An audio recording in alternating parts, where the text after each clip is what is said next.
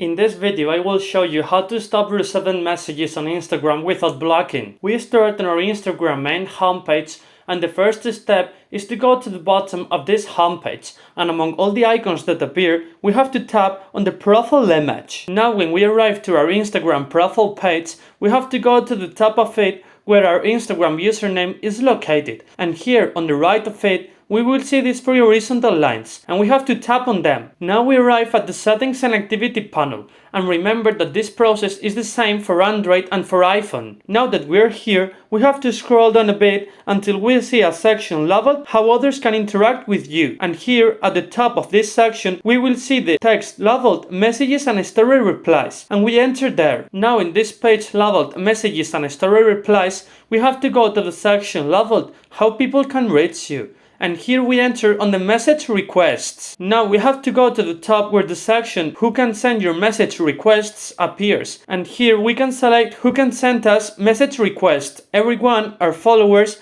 or just known.